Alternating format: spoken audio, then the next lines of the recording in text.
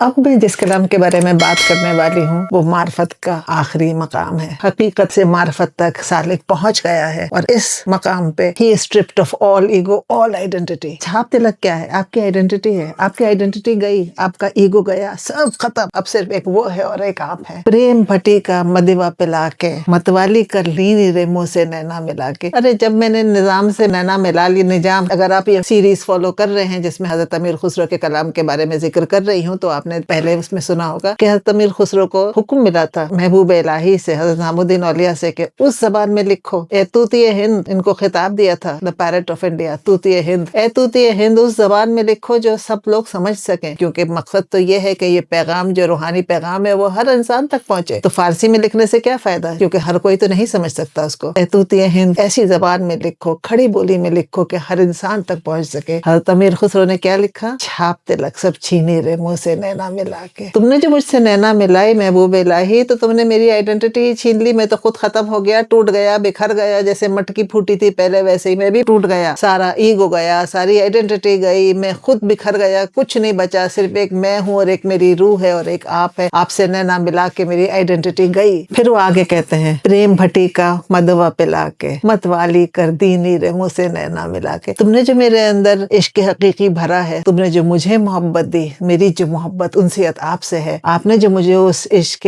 حقیقی کا جو پیالہ پلایا ہے نا, آپ نے مجھے متوالا کر دیا, انٹاکسیکیٹ کر دیا. And this is divine intoxication. آپ نے دیکھا ہوگا ورلنگ درویش گھومتے رہتے ہیں, وجد میں رہتے ہیں. وہ وجد جب ہی آتا ہے جب آپ کا ایک you've reached that stage of ecstasy where only you and the divine exist. متوالی کر دی نہیں رے منہ سے نینا ملا کے. اب تو میں کچھ ہوں ہی نہیں. اگر آپ دیکھیں تو حضرت امیر خسرو کی یہ کلام جو ہے نا, اس کی جو گہرائیاں ہیں یہ روح کو جھنجھوڑ دیتی ہیں, لیکن اس کو پھر سمجھنے کی بھی صلاحیت چاہیے اور سمجھنا بھی چاہیے. ہو سکتا ہے جو میں کہہ رہی ہوں وہ میں تو اپنا انٹرپریٹیشن دے رہی ہوں, because poetry speaks to everybody individually. It may speak to you differently and I hope it does, that it raises questions. اور جیسے کہ میں نے آپ سے پہلے والے ویڈیوز میں عرض کیا, please do go and refer to them. عرس جو ہوتا ہے کسی بھی صوفی سنت کا, جو ان کی ڈیتھ اینیورسری ہوتی ہے, اس کو عرس کہتے ہیں. عرس کیوں کہتے ہیں؟ کیونکہ ایک حدیث ہے جس میں یہ فرمایا ہے رسول خدا نے کہ اپنے قبر میں ایسے سو جیسے سیج پر دلہن ہوتی ہے. تو وہاں سے یہ سمبولزم آیا, الگری آئی آف دا وصال of the soul going to meet the divine. تو that is the divine union. وہ وصال ہے, فزیکل وصال کی بات یہاں نہیں ہو رہی ہے. تو میں بات کر رہی ہوں اودھ کے, دلی کے علاقوں میں, جہاں جب شادی ہوتی ہے نا تو دلہن ہری چوڑیاں پہنتی ہے. حضرت امیر خسرو کیا فرماتے ہیں؟ گوری گوری پہیاں, ہری ہری چوڑیاں, بہیاں پکڑ دھر لی نی رے منہ سے نینا ملا کہ. تم نے میری باہیں پکڑ لی, مطلب اب تو کوئی فرق ہی نہیں بچا. Now there is no distance between us. تم نے میری باہیں پکڑ لی اتنے کس کے. بل بل جاؤں میں تورے رنگ رجوا, اپنی سی کر لی نی رے منہ سے نینا ملا کے. میں تم پہ صدقے جاؤں, میں تم پہ واری جاؤں, تم نے تو مجھے اپنا سا بنا لیا. That is the ultimate aim of the Sufi, جو معرفت کا راستہ ہے. When there is no